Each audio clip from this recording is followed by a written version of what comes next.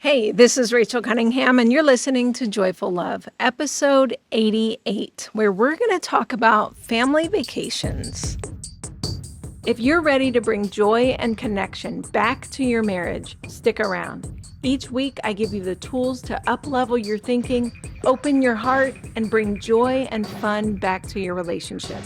Because it's not enough just to stay married. We want to love being married.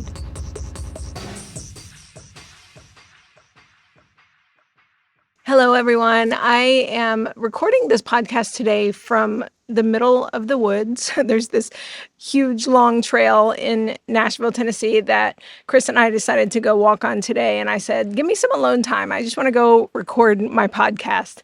And so I've got some stuff outlined for you guys. I'm going to just share with you what has been on my heart since, probably the beginning of June all the way until now, of just really thinking about how we go on vacations and how we can get the most out of our vacations.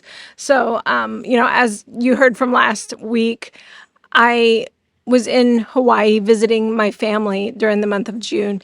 And it was a little bit of a work slash vacation because we did end up working part-time, both of us. I still took clients for the last 3 weeks of being there, and the first week we took completely off, and but so much came up for me while I was there that I was just kind of just taking notes as I was going, because what does a life coach do if she doesn't just teach you what she's learning? And hopefully, as you guys plan your vacations, you can kind of glean from some of the things I learned and hopefully take a nugget or two and just make the most of your vacations and holidays this summer. Coming back to me being in the woods right now, being in Hawaii for a month, it just made me want to be outside in nature a lot. So, although I am so appreciative that we have air conditioning here because it is 92 degrees outside right now and humid, and I love my modern day air conditioning. I love it, but I can only stand so much of it, and I have to go outside on my porch or I have to go for a walk. And today when I woke up, I was just like, I don't want to be inside for most of the day. So I decided to record this in the woods and take a walk with Chris while I was at it. But let's jump into today's topic. As I'm coaching my clients, my private one-on-one clients this month, and over the last, from probably May up until now, so many of them are going on family vacations this summer, and they're wanting it to be amazing, right? They want it to be worth the money spent, the time took off work, the time together, and they want fun and relaxation, and they want that family bonding and connection that a great vacation can bring. But they're also looking ahead and are concerned about the stress and the overwhelm and the disappointment that can often happen when you go on vacation or on holiday. And many of them, and I know you guys too, can look back on different vacations that you've taken with your partner or your kids or your family, maybe even your extended family, and gotten back and just said, oh my gosh, I'm exhausted, or like, that was horrible, or like, or maybe it highlights just all the things that you have to work on in your relationship, right? But whether you're traveling out of town to explore a new place or going to visit your extended family, or maybe a combination of both, like we just did, vacations are meant to be incredible. They're meant to connect us and to help us, have fun and relax. But if we don't know how to plan for what we want, and also how to manage our brilliant and often dramatic brains, vacations can also be exhausting and disappointing. So on my trip to Hawaii, we experienced some of the most profound beauty. And that's my personal favorite type of vacation, when I get to go see beautiful places with the people that I love most in this world. This world, this whole entire world is so full of beauty. And if we just stay in our own, hometowns, we don't get to experience so much of it, do we?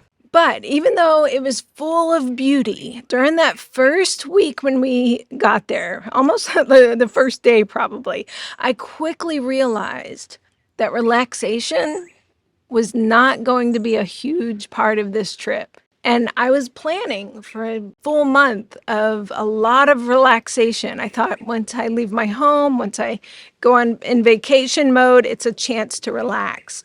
But I quickly learned that, those expectations were actually not going to be met. So I had to shift my expectations. So I'm going to share with you what I learned on my vacation so that you can make a note of it and then use it to help you on yours. First, let's just look at the 50-50 of life. You've all heard me talk about the 50-50 of life, and it's super helpful for me personally to look at life as the beautiful gift that we get to experience that will also always be 50% negative and 50% positive. There will always be hard things. There will always be the magical, beautiful things as well. And just because there's an incredibly beautiful day full of laughter and joy and beauty and connection, that doesn't mean that the hard stuff isn't going to pop up. And although we don't want to constantly be waiting for the other shoe to drop, we also want to know at some point the other shoe's probably going to drop, right? We know it will. And fighting and trying to avoid the hard and the struggles in life often makes it even harder. Fighting against that and not accepting that reality that a lot of life is going to be negative, that robs us from seeing the beauty. Here's how. Because when we resist the difficult stuff in life, when we fight against the negative, we're blinded to the beauty. We're spending so much time trying to prevent the hard from happening that we don't even experience the 50% beauty that is there. And for this reason, my top tip for going on vacations is that I encourage you to accept the 50% negative while you're on vacation. People will get tired. There will be dynamics that everyone has to adjust to, right? Misunderstandings will happen. And when you accept that and stop trying to control it, to control things that you can't control anyway, now you can get to work understanding it.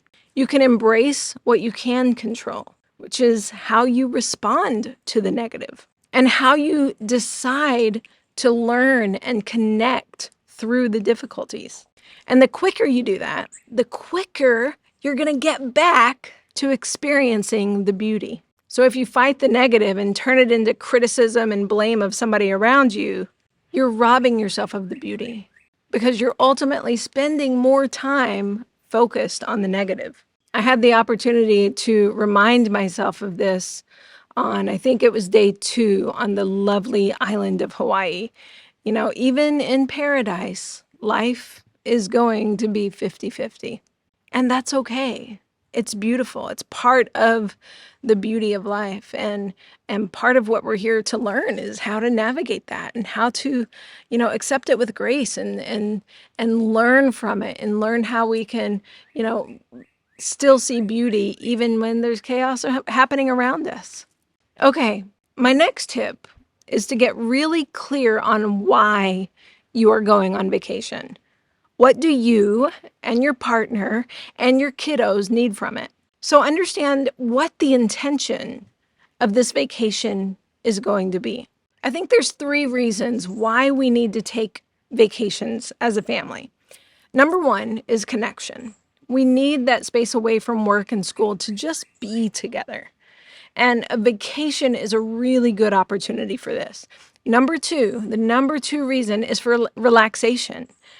We dream of relaxing on the beach and reading a book and letting others cook for us, right? Without the pressures of work and without the pressures of cleaning and managing our home life and managing our work. Relaxation and rest is a great reason to go on vacation, to let your nervous system have a change of pace for once, right? And to fully relax and reset. And then the 3rd reason is adventure. We want to explore the world. We want to see the things that are there for us to see and experience. We want to do things that give us a thrill and excitement. And we want to experience some of these adventures with our kids to create incredible memories. And hopefully, your vacation can be a little bit of all of these things: connection, relaxation, and adventure. But knowing what your intention is for that day can help you manage those expectations. So, connection, relaxation, adventure. I didn't pinpoint these intentions before I left for Hawaii with my husband and my son and his girlfriend. I just kind of assumed they would all happen. I took it for granted.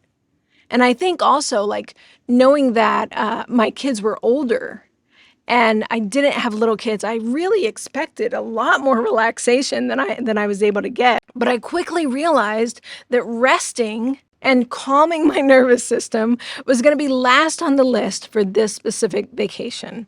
For us, we had a lot of family that was meeting us there, which was amazing. My mom was there, my sister and her kiddos, and then my sister that lives there with her husband and her 2-year-old, and then my brother. It was amazing. It was so beautiful to really have most of my family meet us there and spend time with us. There was plenty of time to connect, and we adventured our hearts out. We went everywhere. But because my body kept expecting relaxation, I had a hard time settling into the fact that I wasn't getting it. And if I could do it again, I would talk to Chris about these things ahead of time, about these 3 intentions, and really discuss when and how we would prioritize each one, and which one was the top priority for this trip. How we could, kind of incorporate all of them, even if one was taking a top priority. So you get to benefit again from what I learned. Before your next vacation with your family, ask yourself, what is the overall experience that we want? And if it's adventure, how will I enjoy that aspect immensely? How will I honor our need for sleep and downtime so that we don't overextend ourselves and just ultimately feel exhausted? And sometimes it's okay to feel exhausted. Sometimes you will definitely feel that fatigue and exhaustion at the end of the day when your adventure is your top focus, especially if you have little kids to navigate and help them have fun too. And that's okay. You can be exhausted at the end of the day in a really good way. You can lay your head on your pillow and you can say, whew, I am tired, but it's tired in the best way, and it was so worth it.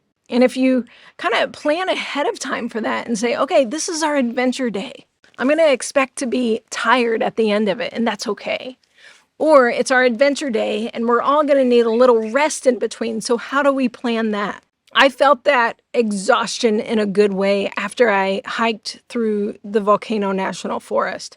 I felt absolutely exhilarated and content in the best of way, and I felt flat out exhausted. I slept so well that night, and I had no regret of pushing myself until late in the evening that night so that we could, see all of the glow of the volcano as well. So back to you. On the days when you're adventuring, whether it's to Disney World or the beach or the beautiful rainforest, can you focus on the present moment and trust that your relaxation day is coming, and embrace the exhaustion in the best of ways? When you embrace the exhaustion and you don't fight against it, it keeps it from taking your nervous system to panic mode, right? So if you fight and fight and fight the exhaustion, you're gonna kind of go like into meltdown mode. That's not what I want for you. So can you look at the exhaustion and say, okay, yes, we're getting really tired. We're nearing the end of this adventure. We've been going for 3 days nonstop. And that's okay because rest time is coming. So just kind of shifting your mindset around, like, there's going to be some fatigue on a vacation, and that's okay, as long as you are prioritizing what you want to prioritize out of those top 3 that day. Okay, let's look at the second reason that you go on vacation: connection. When genuine connection is your top priority, your pace might be more slow and intentional. You might linger at the dinner table longer. You might go at a slower pace for the 2-year-old in the family who wants to stop and be present with all the beautiful flowers he sees. Or you might go at the pace of grandma who might be walking with a cane, or, who might need a slower pace. If you can remember that your intention is to connect over adventure, then you'll feel less impatient as you slow down the pace and as you slow down the conversation instead of rushing through the conversations, and really focus on the people in front of you. So here are some great questions to ask yourself and your partner before you go on vacation. How will we prioritize connection with our kids? How will you connect with each other? Will it be through long walks on the beach? Will it be through slowing the pace and lounging on the beach all day without adding too much to it? Will it be a nice dinner out or a nice home-cooked meal in? And how will you carve out time for just the two of you when your kids are little and need you? This is important when your kids are young. It takes more intention and creative thought. Chris and I have it pretty easy at this point. We needed some together time. We were really starting to notice that about a week in. So we decided to drop our almost 18-year-old son off with his girlfriend downtown Hilo. And they just hung out. They went to farmers markets. They rode bikes. They went and got shaved ice. They went to bookstores and coffee shops. And they just hung out for 3 hours. Well, Chris and I went to go for a bike ride by ourselves. And we were just like, we'll pick you up in 3 hours.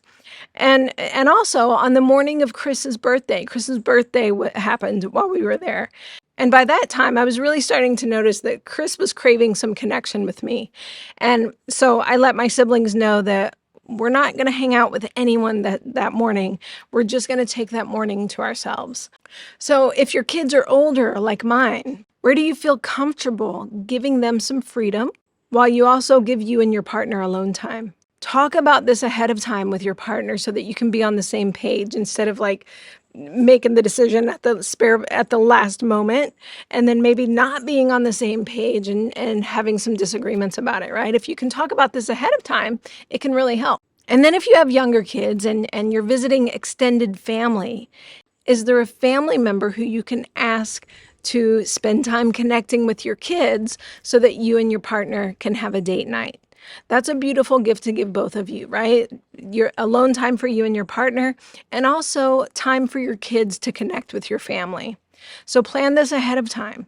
If you're just the two of you and you've got young kids as well and you don't have extended family, talk beforehand about where you can prioritize connection for yourselves.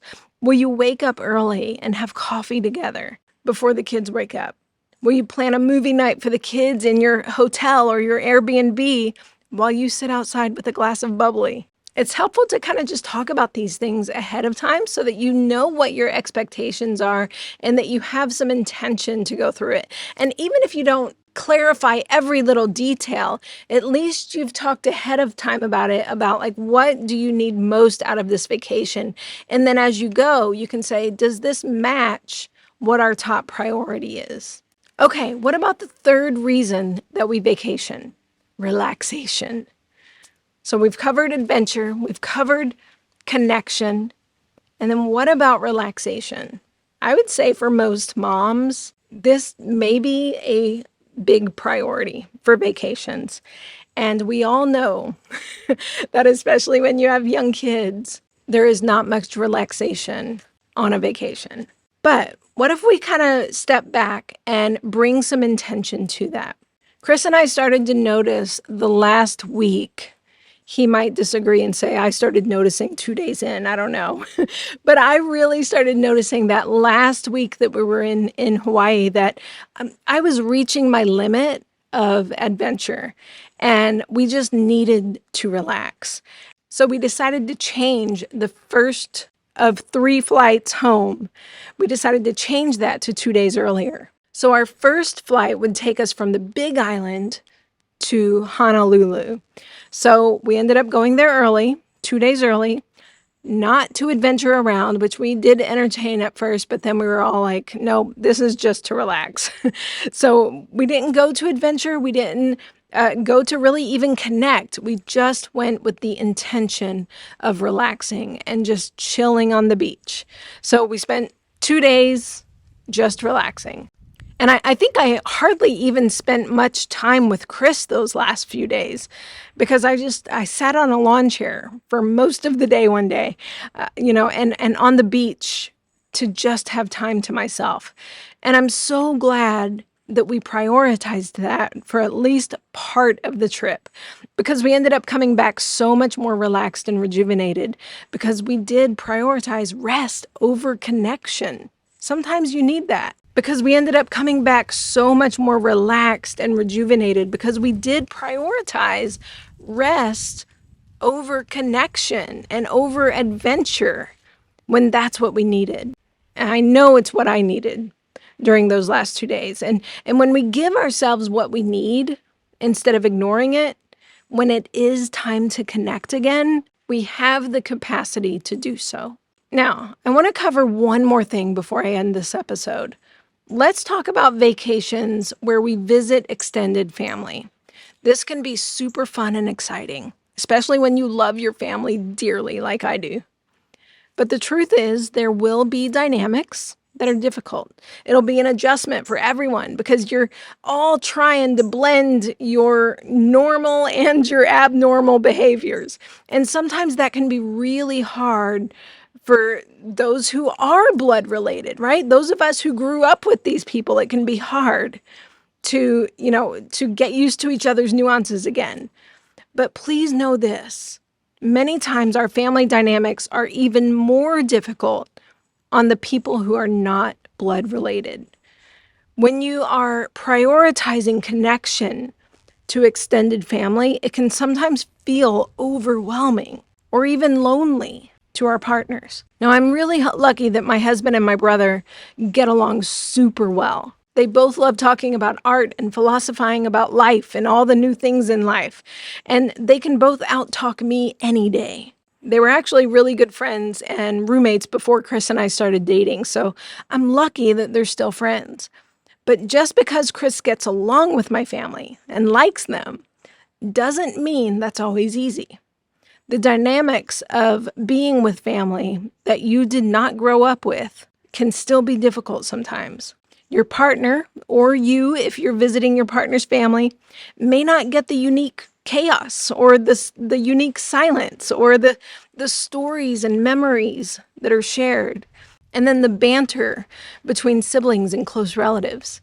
And that can really lead to loneliness and a feeling of disconnection between you and your family. So it's important to understand that and create space for time to reconnect with your partner when you're also with extended family. Take the time to see your partner, take the time to hear them and to really see what they're going through. See the struggle. Ask them how they're doing. Ask them what they need on that trip. It might be alone time that they need, or it might be a special time carved out with just you so that they can remember, hey, you're my top priority in this life, right? So meet that with understanding and compassion instead of getting defensive and trying to fix it. Sometimes there's nothing to fix here. It just is what it is. But it can be so helpful for the person feeling the disconnection to just be seen and understood.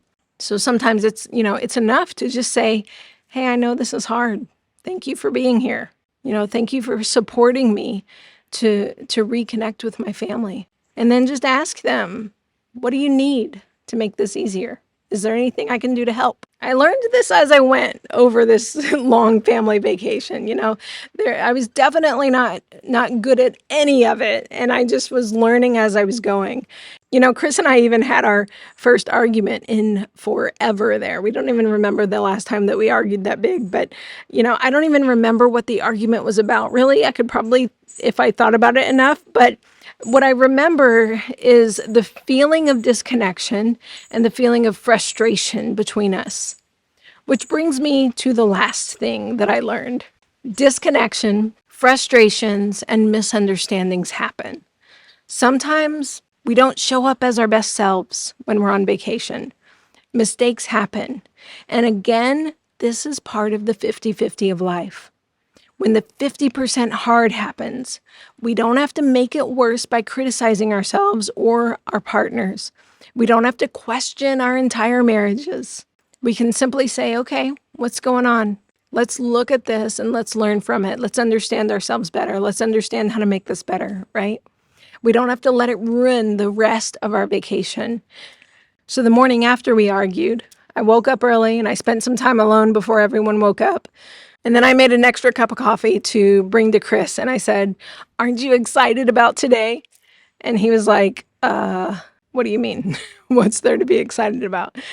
And I said, it's exciting because it's makeup day. We get to make up today. And I gave him a big hug and a big kiss. And we embraced, and we didn't make our imperfections and mistakes mean that either of us were not worthy of immense love in that moment. Look, all of us have moments that can create a wedge between us. And sometimes when we're in a unique environment like a vacation or with extended family, those moments and things that we still need to work on can be amplified. That's normal. But we don't have to hold on to them. We can reach across and create a bid for connection again after a mistake happens, after a blow up happens, after a misunderstanding happens. We can reach across and say, hey, let's connect. Let's tie our hearts together again. We can learn from that experience for next time. We can reset as quickly as possible and focus on creating a brilliant day again, full of love, personal growth, and a whole lot of fun, right? So, what are your intentions on your next family vacation? Is it adventure, connection, rest? Do you want a combination of all three? If so, which days will you prioritize each one? How will you incorporate them together? Talk about this ahead of time before you go. And, ask yourselves, how can we get creative to get what we both need out of this vacation? Have the conversation before you go. And also, as you're incorporating so much, and how will you protect yourselves from reaching the point of exhaustion that's unhealthy, where your fuses are so low that it's hard to see each other again? Where will you add in rest? How will you connect? Okay, I hope that helps many of you to prepare and thoroughly enjoy your next holiday or family vacation. And with that said, I want to invite you to follow and subscribe to this podcast. That way, the newest episodes will always be in your library as soon as they are released.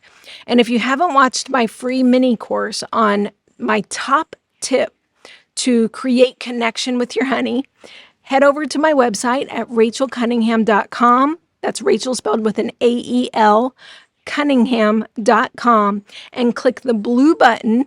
It'll take you right to that free mini course. And last but not least, if you'd like me to be your life coach and to help you to create a life and marriage that you love being in, go to my website and click on Work With Me. That'll let you schedule a free consultation with me. On that call, I'll help you to understand where things are going right, and we're going to celebrate those and amplify them. And then we're going to understand what needs work. And I'll tell you how I can help you to get what you want out of this life, which is more peace, more time for yourself, better connection with your partner, to feel like you're a team again, and to know how to communicate with more ease. And also, let's throw in a bonus and be like, let's get some better intimacy in our relationship, right? This all sounds amazing, doesn't it? This is what I help you do. This is what I help you to create in your own life and marriage. Okay, sign up for that free course if you haven't by going to my website, and then book a free consultation with me if you want to work with me. All right, I'll see you next week. Thanks for listening to Joyful Love. If you'd like to know more about my work, come visit me at rachelcunningham.com. That's Rachel spelled with an A-E-L, Cunningham.com.